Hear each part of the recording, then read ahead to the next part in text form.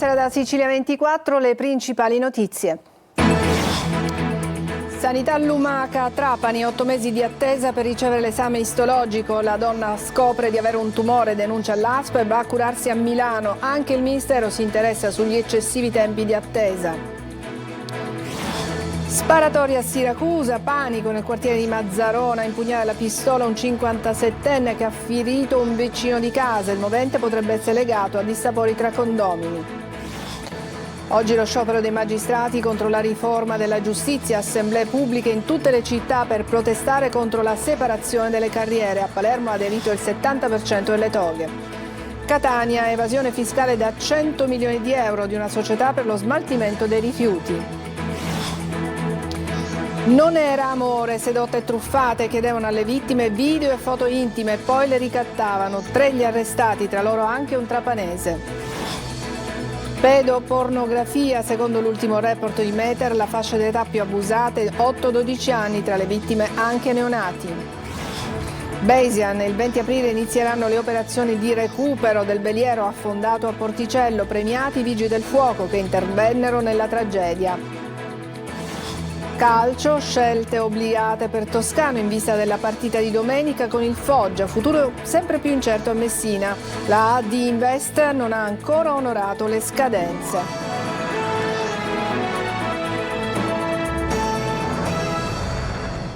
Bentrovati, la cronaca ci porta a Siracusa dove nel pomeriggio c'è stata una sparatoria, un 57enne ha ferito un uomo che si trova adesso ricoverato in ospedale ma non è in pericolo di vita.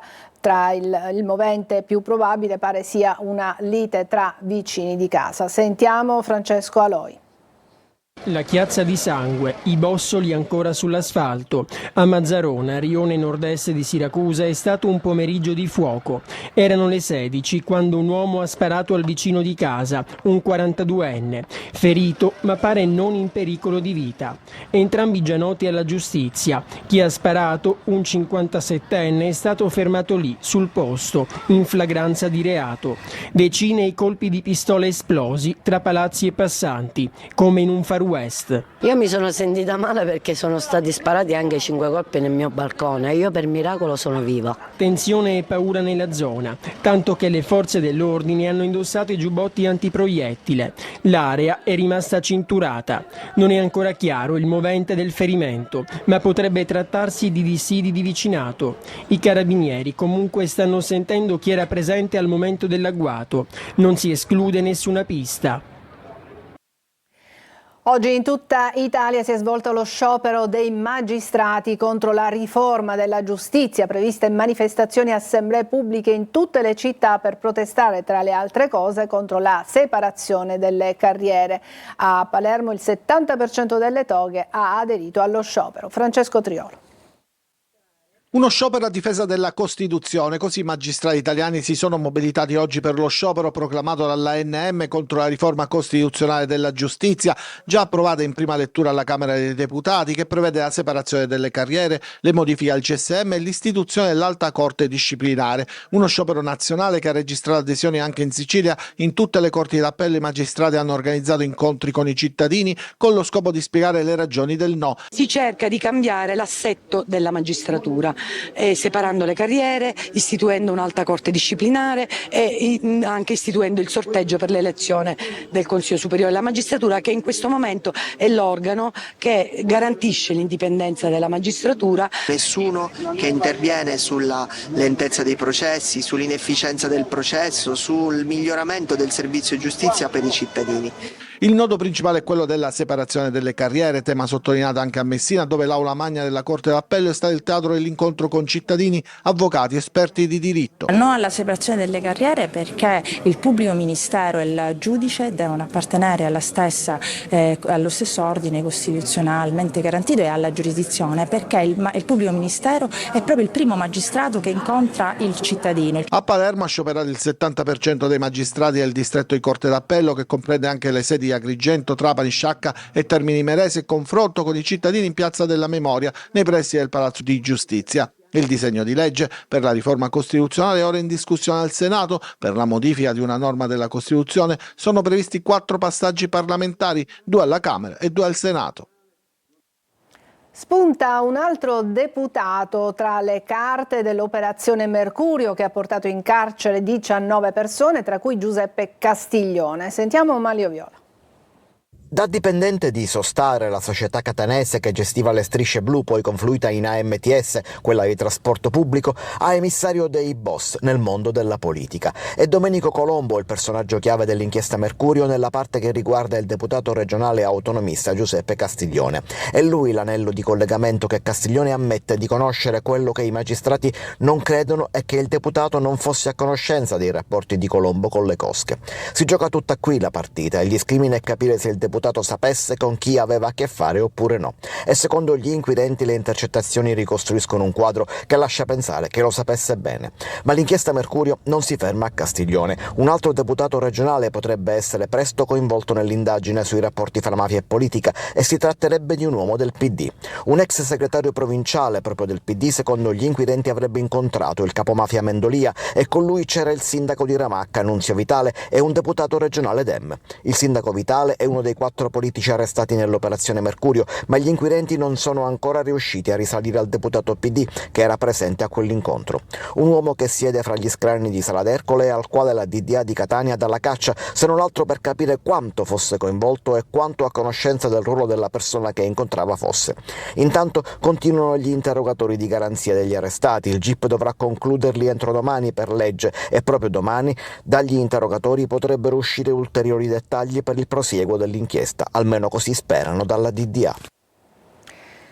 La Guardia di Finanza di Catania ha scoperto una frode fiscale da 100 milioni di euro per un'azienda che si occupa dello smaltimento dei rifiuti che non venivano trattati prima del conferimento. Giusy Lazzaro. I finanzieri di Catania, da una verifica fiscale su una società per azioni con sede legale a Catania del settore del trattamento e smaltimento di rifiuti non pericolosi, ha scoperto una maxi evasione da 100 milioni di euro. A conclusione dell'ispezione, i militari hanno denunciato il titolare dell'azienda e i rappresentanti della società che, secondo gli inquirenti, hanno emesso fatture false con dichiarazioni fraudolente e operazioni inesistenti. L'attività ispettiva ha preso il via da un'indagine di polizia giudiziaria che aveva portato alle misure cautelari per 9 persone, tra cui il legale rappresentante della società e i suoi familiari e collaboratori, a vario titolo indagati per associazione a delinquere finalizzata al traffico illecito di rifiuti, frode nelle pubbliche forniture e corruzione per atti contrari ai doveri d'ufficio. Le Fiamme Gialle hanno accertato che dal 2018 al 2020 i rifiuti organici conferiti in discarica venivano riversati direttamente nelle vasche senza subire il necessario trattamento di biostabilizzazione, ottenendo così maggiori guadagni. Scoperta la sovraffatturazione per lavori di realizzazione di una nuova discarica.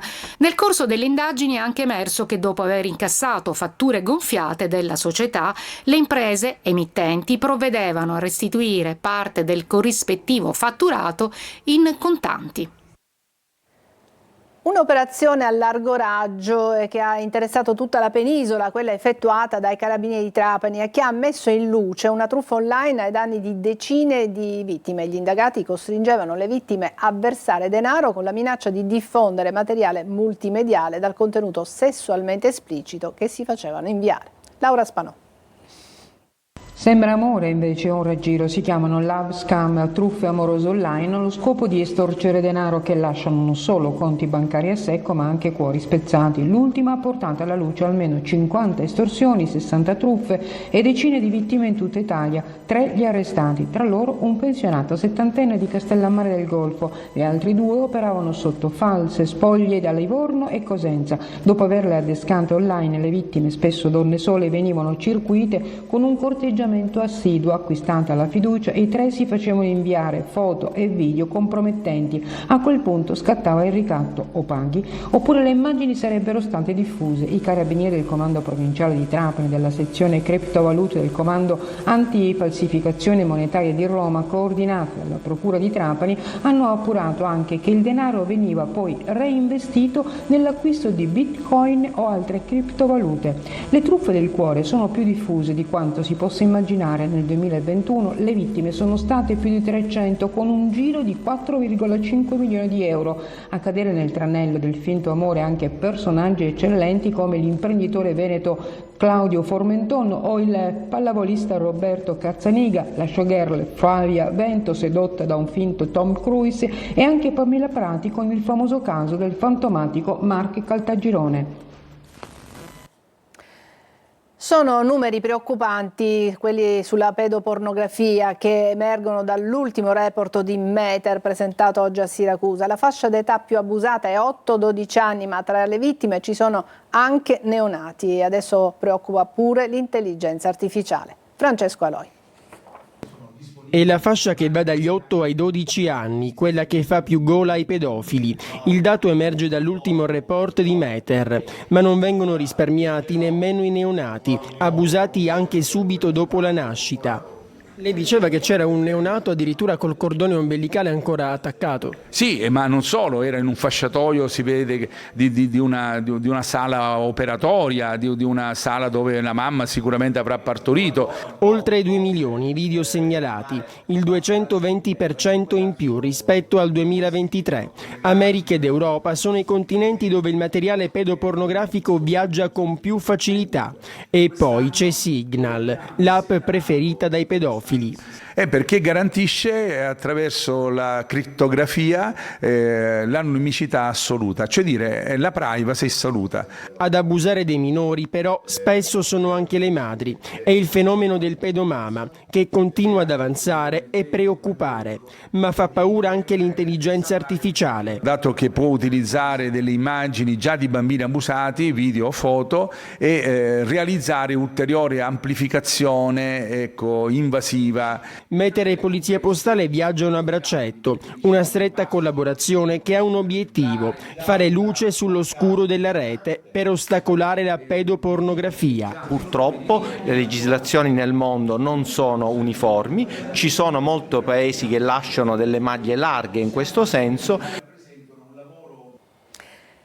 E adesso parliamo di mala sanità. Pensate, è finita sui tavoli del Ministero e della Regione il caso di una donna malata di tumore di Mazara del Vallo che ha presentato una denuncia alla Procura di Marsala. Ha dovuto aspettare 8 mesi per avere l'esito dell'esame istologico per poi scoprire appunto che il suo tumore era avanzato ed era andato in metastasi. Nel frattempo appunto la donna ha deciso di curarsi a Milano e quindi ogni settimana fa la spola Mazara del Vallo Milano. Sentiamo Laura Spanò. Cancro in metastasi per il ritardo del referto istologico. Il caso riguarda l'ASP di Trapani, una malata di tumore. Maria Cristina Gallo, 56 anni, insegnante di Mazara, ha denunciato un'attesa di 8 mesi per l'esito di un esame e il conseguente peggioramento della prognosi. Non voglio giustizia, ma voglio praticare la giustizia per il futuro, racconta Maria Cristina. Oramai il male è stato compiuto, la mia battaglia non è né rancore né rabbia, ma è solo per cambiare le cose affinché si possa garantire un'ottima sanità in futuro per i nostri figli. La signora Gallo è alla sua 15ª seduta di chemioterapia presso l'Istituto Nazionale di Tumori di Milano. Ogni settimana prende l'aereo di mattina e torna con l'ultimo la sera. Si sta curando da quando ha avuto l'esame istologico, un raro tumore al 4º stadio. La sua vicenda inizia a dicembre 2023 quando si sottopone a un intervento per un fibroma all'utero e qui le viene praticata una isterectomia. Un campione viene inviato per l'esame istologico. Nonostante l'urgenza dall'ospedale di Mazara le veniva detto di aspettare. Nell'agosto 2024, dopo un forte mal di pancia sospetto, dall'ecografia e tac emerge che aveva una massa allo stomaco, metastasi diffusa. La signora, attraverso un avvocato, chiede all'ASP di Trapani notizie dell'esame e le viene risposto che si trova in ospedale a Mazara, ma non era così. L'esame è arrivato il 12 agosto 2024 e sono iniziati i viaggi verso l'Istituto Nazionale Tumori di Milano, dove è tuttora in cura. Il Il caso è finito al centro di una interrogazione parlamentare. La signora Gallo ha presentato una denuncia alla Procura della Repubblica di Marsala. Il Ministero della Salute ha scritto all'ASP di Trapani per avere chiarimenti sui tempi di lavorazione dei campioni istologici. Entro il 31 marzo c'è l'impegno di chiudere tutti i referti istologici relativi al 2024 e refertare tutti i campioni istologici prevenuti dai presidi ospedalieri del territorio entro il mese di gennaio 2025, ha risposto il manager Ferdinando Croce. La mia battaglia è duplice, per la mia salute e per tanti altri che aspettano i risultati da mesi, dice ancora invece la paziente. Per me, nonostante il mio stato di salute, è un dovere morale e civile. Dal 20 aprile inizieranno le operazioni di recupero del Bayesian, il veliero affondato il 19 agosto scorso. In attesa di approvazione il piano definitivo. Intanto a Palermo oggi una medaglia è andata ai Vigili del Fuoco impegnati a Porticello quando si è registrata la tragedia. Roberta Lunghi. L'operazione di recupero del veliero Bayesian affondato la notte del 19 agosto scorso è ormai alle porte. Dal 20 aprile al 10 maggio si svolgeranno le operazioni, il cui piano sta per essere approvato dalla Capitaneria di Porto con la Procura di Termini Imerese. A Palermo, nel giorno in cui il Corpo Nazionale dei Vigili del Fuoco compie 86 anni, si è ricordato il grande lavoro del Comando Provinciale di Palermo nell'intervento compiuto dopo l'affondamento del veliero, con la consegna di una medaglia e un diploma di benemerenza. Il Bayesian sarà recuperato senza l'albero da 75 metri che verrà tagliato con una sega guidata da remoto prima di portare in superficie lo scafo. L'imbarcazione recuperata verrà portata nel porto di Termini Imerese, dove proseguiranno i rilievi disposti dalla Procura per stabilire cosa abbia provocato l'affondamento dell'imbarcazione. Nel naufragio morirono 7 persone, tra i quali il proprietario magnate inglese Mike Lynch e la figlia Anna.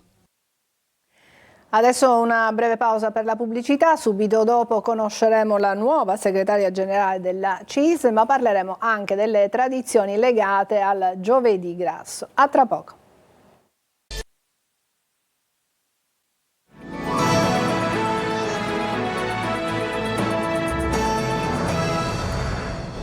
La nuova segretaria generale della CISL, Daniela Fumarola, a Catania ha incontrato la politica e le istituzioni per illustrare le proposte del sindacato per il rilancio della Sicilia e del Paese. Luca Ciliberti.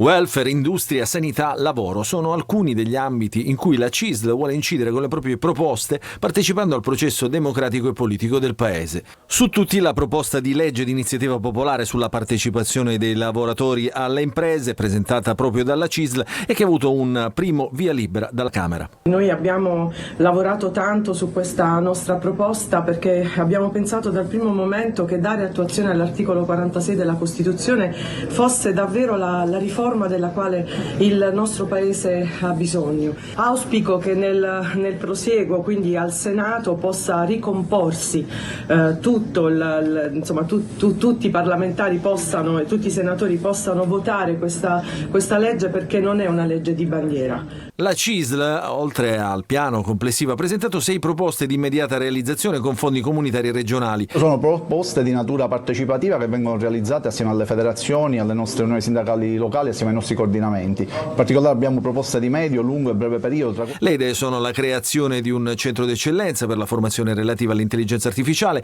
un accordo di programma quadro sulla legalità, l'attuazione della continuità territoriale in relazione alle condizioni di insularità riconosciute dal Parlamento europeo, la riforma del welfare con doti e distretti sanitari di effettiva personalità giuridica e poi l'avvio di un percorso legislativo finalizzato alla piena attuazione dello Statuto siciliano e ancora il versamento dell'imposta sui redditi delle società per le imprese che operano in Sicilia ma hanno sede legale altrove.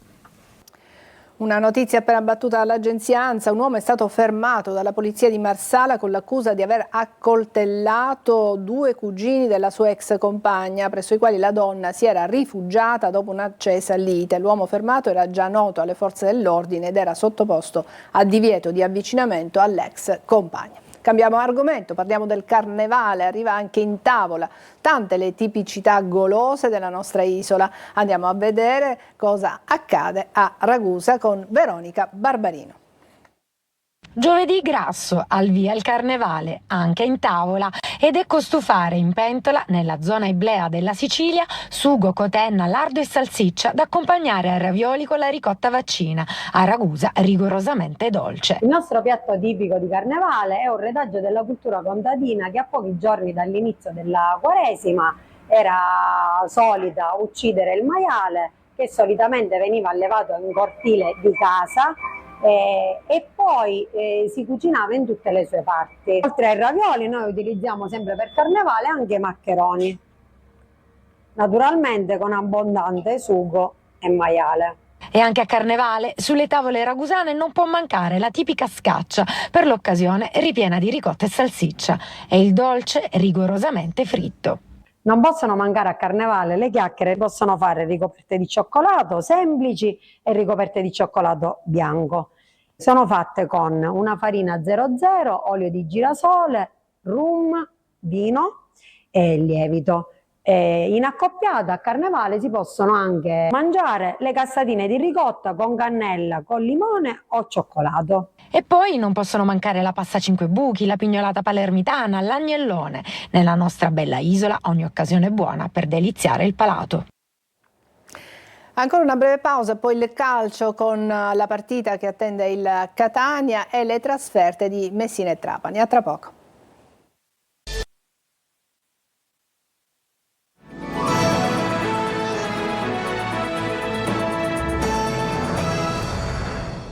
Eccoci al calcio, pochissima scelta per Toscano in vista della partita di domenica con il Foggia. Servirà forse qualche adattamento a centrocampo, il Catania però non può sbagliare, le vittorie nel 2025 sono solo 2 e bisogna conservare la zona play-off.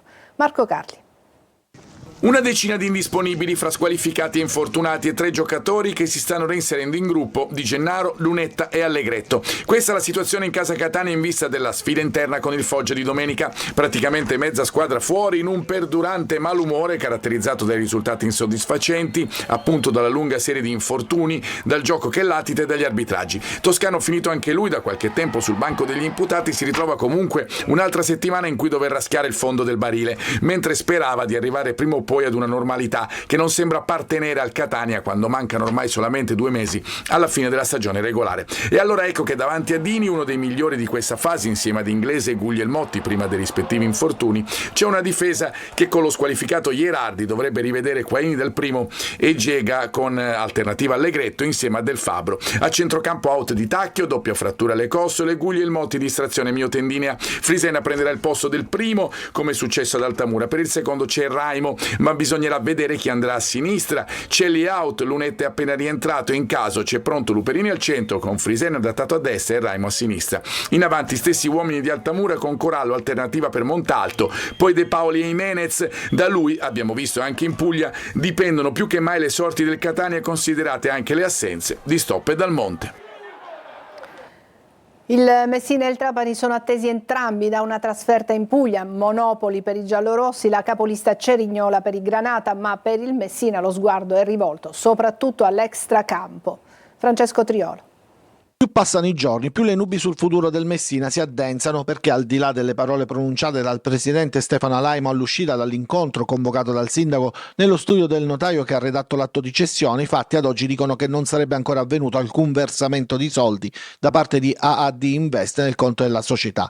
In città prevale il pessimismo nell'ambiente sportivo in attesa proprio di fatti concreti e alla luce anche degli sviluppi che si stanno prefigurando in campionato, con una penalizzazione certa tra i 2 e i 4 punti e la possibile esclusione di Taranto e Turris, a proposito delle quali c'è da registrare come i pugliesi si sono visti rinviare dalla Lega la partita di sabato contro il Crotone, un segnale non rassicurante visto che la procura della FIGC sta notificando gli avvisi di conclusione indagini ai club che non hanno rispettato la scadenza del 17 febbraio per i pagamenti di stipendi, ritenuti e contributi, come il Messina. In tutto questo la squadra giallorossa è attesa alla difficile trasferta di Monopoli, dove il tecnico Banchieri non potrà contare sullo squalificato Krapikas, fermato per 3 giornate, e sugli infortunati Lia e Ingrosso. Guarda gli sviluppi extracampo anche il Trapani, visto che la classifica verrebbe ridisegnata. Intanto, dopo la vittoria di Messina, la formazione granata è attesa alla seconda trasferta consecutiva, domenica in casa della capolista Cerignola, Una partita dal grado di difficoltà più alto rispetto a quella del Francoscoglio, ma Vincenzo Torrente sta lavorando per la seconda settimana di fila con la squadra per allungare la striscia di risultati positivi saliti a 4 proprio a Messina. È tutto per questa edizione di Sicilia 24, grazie per averci seguito, buona serata.